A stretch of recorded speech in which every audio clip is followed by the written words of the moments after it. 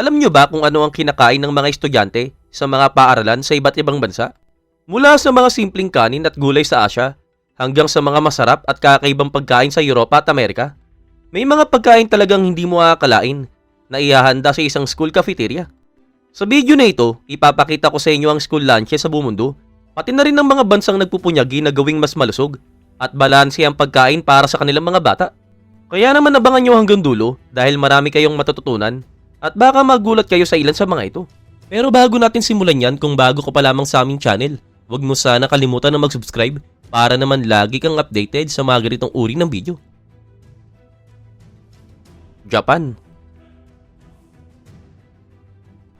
Sa mga paaralan sa Japan, tinuturuan ng mga bata mula sa murang edad pa lamang na pahalagaan at wastong pangalagaan ng kanilang pagkain. Sa mga silid-aralan, magkakasama mismo ang mga estudyante at sila mismo ang responsable sa pag-aayos ng mesa at paglilinis pagkatapos kumain.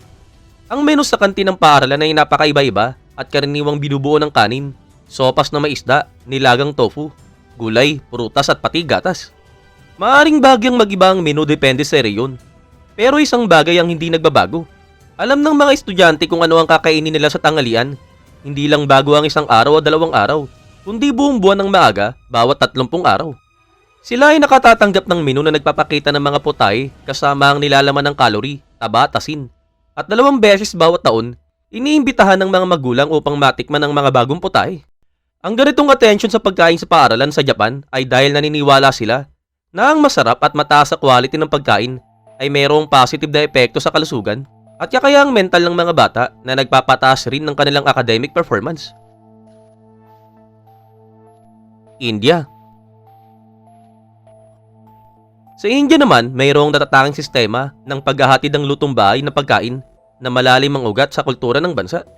Dahil dito, nabuo ang propesyon ng food delivery driver na kumukuha ng handang tanghalian mula sa mga bahay at direktang dinadala sa mga paaralan para sa mga bata o sa mga opisina para sa mga nagtatrabahong matatanda. Pinapayagan ng service na ito ang mga estudyante at empleyado na masiyahan sa lutong bahay na pagkain sa oras ng tanghalian habang pinapanatili ang malusog at balanseng dieta.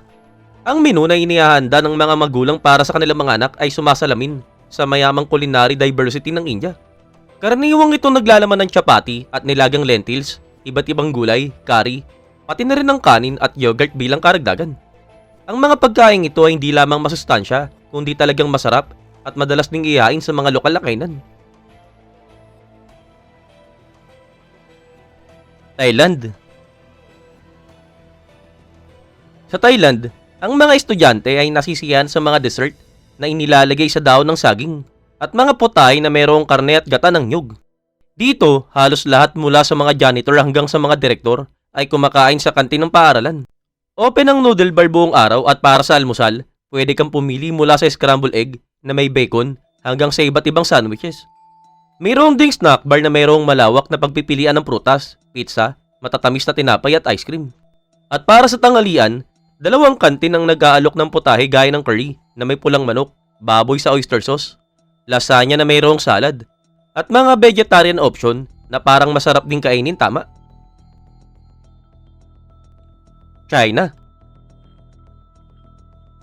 Sa China, sa tinaguriang Middle Kingdom, sa kabila ng sari-saring tradisyon sa pagkain depende sa region, sa nakalipas na 10 taon ay naging mas standardized na ang mga school lunches. Karaniwan, ang tanghalian sa isang paaralan sa China ay binubuo ng ilang putahe at obligadong kanin, iba't ibang nilagang gulay, isang ulam na karne gaya ng nilagang manok o baboy at isang inumin. Bakit ka magtataka kung komunismo ang namamayani dito? Ang mga pagbabago na ito ay nakakatulong upang mas malinaw na makontrol ang aspeto ng pagkain sa paaralan at malaki ang maitutulong sa pagbawas ng gastusin sa budget para sa school lunches. Australia. Sa ngayon, lilipat naman tayo sa location ng 10,000 kilometro sa Australia sa kabilang bahagi ng mundo. Dito, talagang kakaiba ang approach sa pagkain sa paaralan kumpara sa nakasanayan natin. Sa mga paaralan, hindi karaniwan ang pagbibigay ng tanghalian at wala ring kantin para maghanda ng sariwang pagkain. Karaniwan, nagdadala ng sariling snack ang mga estudyante mula sa bahay, nakapak sa mga espesyal na lalagyan, at dahil dito, mahirap magtakda ng isang menu para sa lahat ng estudyante. Gayunpaman, Kadalasang makikita sa kanilang baunan ang iba't ibang sandwiches. Halimbawa, ang Vegemite, isang natatanging madilim na paste mula sa brewer yeast na may mapait na lasa, nakakaiba sa itsura na parang tsokolate. Sa Australia, itinuturing itong pambansang produkto kahit nasa ibang bansa. Hindi ito gaanong popular dahil sa kakaibang lasa nito. Finland. Sa bansang Finland, isang bansa na mayroong mayaman na tradisyon ng Scandinavian, may desisyon na naglatag ng pundasyon para sa isang pinakamahusay ng sistema ng education sa mundo. Ang bawat estudyante sa Finland ay may karapatang makatanggap ng libreng tanghalian bawat araw. Hindi lamang ito isang uri ng kawanggawa, isa itong maingat na polisiya upang matiyak ang pantay na kondisyon para sa lahat ng bata at mapataas ang kanilang academic performance. Ang mga school lunch sa Finland ay hindi lamang masustansya kundi balanse rin, na mayroong special na attention sa paglalagay ng gulay sa dieta. Ang pea soup ay isa sa mga tradisyonal at paboritong putahe na madalas makita sa menu. Karne gaya ng pabo o ham, kadalasang kasama bilang side dish, habang ang pasta o cereal ay integral na bahagi ng bawat tanghalian. Ang bawat sariwang rye bread na may butter ay pinagkukunan ng mga komplikadong carbohydrate at fiber. Sweden and Norway. Sa Sweden, sa mga kantin ng paaralan, nangingibabaw ang konsepto ng buffet na medyo talagang hindi inaasahan. Nag-aalok sila ng iba't ibang salad, sauces, at main dishes na maaring may hanggang 6 na uri ng salad. Ang motto nila, gulay ay obligadong bahagi ng dieta, at bawat putahe ay mayroong kasamang label na may paglalarawan upang matulungan ang mga bata na pumili ng tama. Mahalaga rin na ang mga guro sa primary ay maingat na nagmamasid upang hindi kumuha ang mga bata ng pagkain na hindi angkop sa kanila. Laging nakasaad sa meat dishes kung anong uri ng karne ang gamit, maging baboy man o manok. Isang araw bawat linggo ay nakalaan sa isda na nagpapaalala sa tradisyon ng USSR na kung saan ang Miyerkules ay fish day. Mayroon ding special na araw para sa mga putahe na may malasakit sa kalikasan at layuning bawasan ang negative na epekto ng produksyon ng karne. Ang tanghalian tuwing Biyernes sa Swedish school ay special bilang pagdiriwang ng nalalapit na weekend at paglikha ng holiday atmosphere para sa mga batang nananatili sa paaralan para sa mahabang klase. Sa Norway naman, hindi karaniwan ang pagkakaroon ng kantin sa mga paaralan. Kaya naman ang bawat mag-aaral ay nagdadala ng pagkain mula sa bahay. Karaniwan, ang kanilang tanghalian ay binubuo ng mga sandwich na may palaman tulad ng keso, itlog o karne. At upang suportahan ng malusog na dieta, maraming paaralan ang nag-aalok ng gatas, yogurt at prutas sa mas murang presyo. Ang kakulangan ng isang sistema ng nutrition sa paaralan ay nagdudulot ng sitwasyon na kung saan ang mga batang nakalimot o hindi nakadala ng tanghalian ay maaaring magutom sa buong araw, maliban na lamang kung sila ay bibigyan ng kanilang kaibigan ng pagkain. Nababahala ang publiko at kasalukuyang isinasaalang-alang ng mga authority ang possibility na magtatag ng ganap na mga kantin sa mga paaralan. Amerika. Sa Amerika, talagang madalas na pinupuna ang sistema ng pagkain sa paaralan dahil sa mataas sa bilang ng mga batang sobra sa timbang o obese. Bago pa ang taong 2000, nag-aalok ang mga paaralan ng pagkain tulad ng hotdog, pizza, at iba pang pagkain na mataas sa taba at carbohydrate. Subalit mula sa kalagitnaan ng ika-19 na siglo, nagsimulang magkaroon ng positibong pagbabago sa pagkain sa mga cafeteria sa paaralan. Karaniwang mas malusog na ang mga option sa modern school lunches sa Amerika, tulad ng prutas at gulay. Subalit nananatili pa rin sa menu ang hamburger at nugget, kahit na hindi ito sumusunod sa mga pamantayan ng malusog na nutrition. Ayon sa mga review, kadalasan ay kulang sa lasa at quality ang mga burger sa kantin dahil sa paggamit ng mabilis na frozen na pagkain. At para sa mga inumin, kadalasang inaalok sa mga estudyante ang juice o gatas na mas malusog kumpara sa mga carbonated drinks. Canada. Sa Canada talagang mas maayos at systematic ang organization ng school meals. May 3 kantas depende sa edad ng mga estudyante. Sa elementary school, na kung saan ang mga bata ay mas mababa sa 12 taon, walang kantin, kaya ang mga magulang ay naghahanda ng tanghalian. Kadalasang kasama sa baunan ng pizza, sausage, nilagang itlog, at prutas tulad ng saging at mansanas. At talagang ipinagbabawal ang chip o tsokolate at mani dahil sa posibleng allergic reaction. Sa high school, may centralized nutrition system na kung saan ang halaga ng tanghalian ay mula $5 hanggang $7. Kasama sa menu ang karne, side dishes tulad ng pasta o kanin at iba't ibang gulay. Ipinagmamalaki ng mga Canadian ang kanilang kultura sa merienda na naiiba sa Amerikano at naangkop sa lokal na pangangailangan. Halimbawa, isa sa mga sikat na Canadian snack ang jelly candies na tinatawag na gin candies na may pangalan na parang alak subalit talagang kakaiba ang lasa. Russia. Ang modern meal sa Russia ay sumusunod sa mga recommendation batay sa prinsipyo ng malusog na pagkain. Kasama sa menu ang mga product na mayroong sapat na bitamina, microelement, essential amino acid, at polyunsaturated fatty acid para sa tamang paglaki at development ng mga bata. Para sa almusal, inuuna ang porridge, curd, at egg dishes, pati na rin ang sariwang gulay at prutas. Ang tanghalian naman ay binubuo ng iba't ibang vegetable appetizer, sopas, side dishes, at pangunahing ulam ng karne o isda, at kompotes o kise mula sa prutas. Ang mga putaya ay talagang inihahanda sa pamamagitan ng pag-steam, pagpapakulo, o pag-bake upang mapanatili ang nutritional value. Ipinagbabawal ang pritong pagkain at smoke dishes alinsunod sa mga modern na pamantayan ng malusog na dieta. Bagamat maaaring mag-iba ang menu sa bawat paaralan, mahigpit na sinusubaybayan ngayon ang quality ng pagkain. Africa. Sa Africa, talagang iba-iba ang sitwasyon.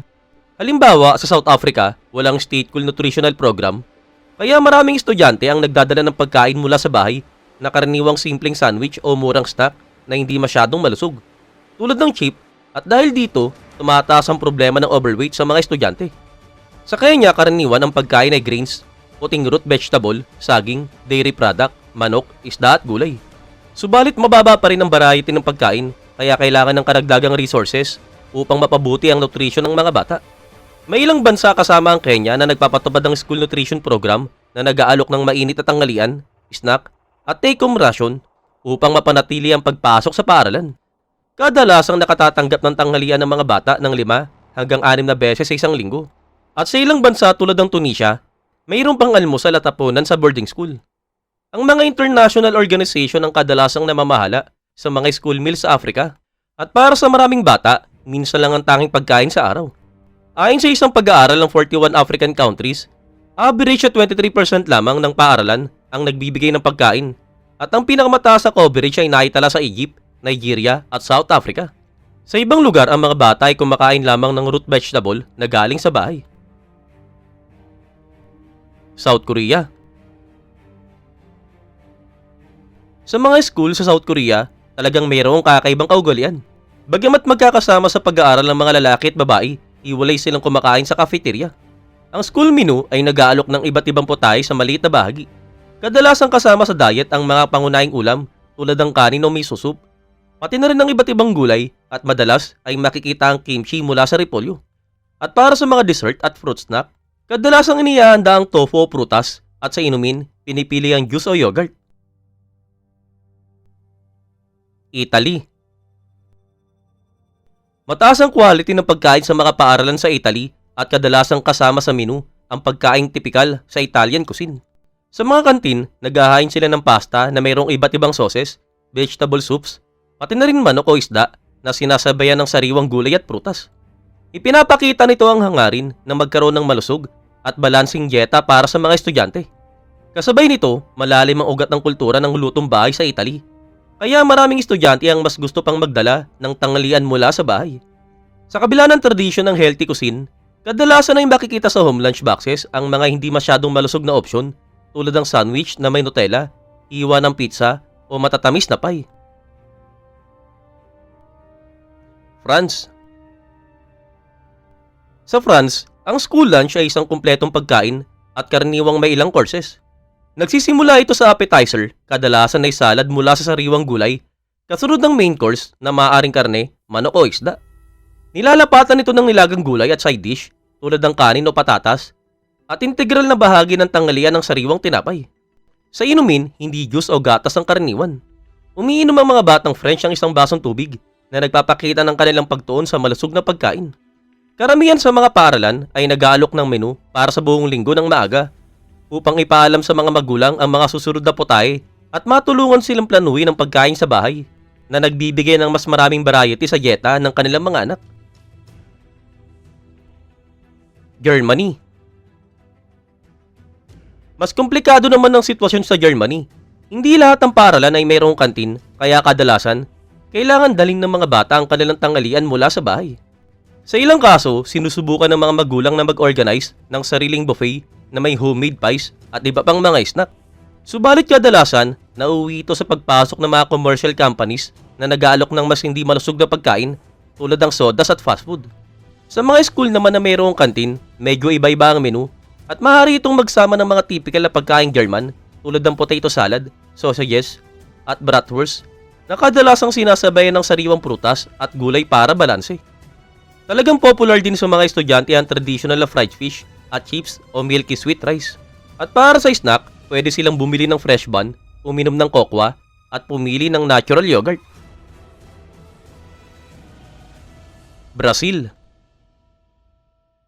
Sa Brazil naman na kung saan mayaman ang kanilang kusin sa African at Portuguese tradition, nangingibabaw ang mga putahe na may beans, meat stew, kanin, gulay at manok. Subalit dahil sa lumalaking kasikatan ng processed food tulad ng white bread, chip at fried meat, tumataas ang bilang ng mga batang obese sa bansa. Bilang tugon, ipinagbawal ng government ng Brazil ang pagbebenta ng carbonated drink, cake, at cookies sa mga school canteen at talagang binabawasan ng asin at asukal sa pagkain ng mga bata. Dagdag pa rito, ang ilang school cook ay nagsisikap na mabawasan ng food waste sa pamamagitan ng paggamit ng pills, ses, kahit mga tap sa pagluluto. Aktibo rin na pinopromote ng Brazil ang healthy lifestyle ng mga estudyante sa pamamagitan ng school gardens. Dito, tinuturuan ng mga bata na magtanim ng gulay na pagkatapos ay ginagamit sa school meal. Subalit ang pangunahing layunin ng mga hardin na ito ay hindi lang para sa pagkain ng kantin, kundi sa education at itinuturo sa mga estudyante ang proseso ng pagtatanim at ang kahalagahan ng malusog na pagkain. Ang mga bata ang ating hinaharap kaya hindi nakapagtataka na halos lahat ng bansa ay nagsisikap ng magkaroon ng maayos at masustansyang school lunches. Maraming salamat sa panonood. Huwag mo kalimutan na mag-subscribe sa aming channel. I-like mo na rin ang video kung kapakipakinabang at kawili-wili. At kita-kita muli tayo sa next pa naming video.